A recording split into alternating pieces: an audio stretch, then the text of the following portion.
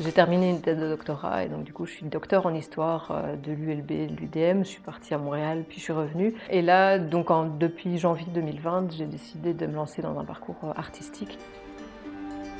L'appel à projet, donc un futur pour la culture, ça a été lancé en septembre 2020. Et là, j'ai sauté un peu sur l'occasion en me disant, bon, ben, voilà, je teste et puis voilà. Ce que je voulais, c'était vraiment une performance qui dure toute la journée et qui soit cyclique. Le maître, c'était vraiment une volonté de vouloir mettre un regard artistique sur ce qu'on avait vécu en tant que confinés et surtout par rapport à la question des mesures.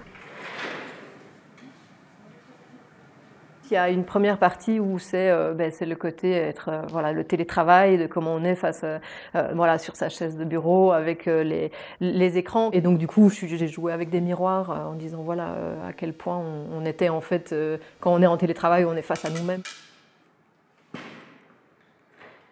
Je me suis rendu compte que les mètres de couturière, c'était 1,50 m.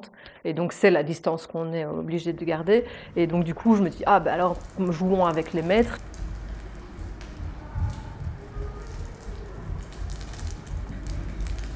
Il y a la question un peu de l'enfermement aussi, du quelques mètres carrés dans lequel on tourne aussi quand on est dans des appartes sans espace et confiné chez soi.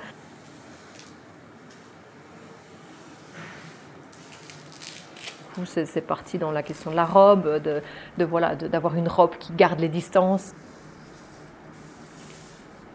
Je voulais travailler avec le public et donc avec le musée, on a imaginé 3 types de workshops. À la fin de ces workshops-là, à chaque fois, je ferai une petite captation vidéo installée pour l'art dans la ville en octobre.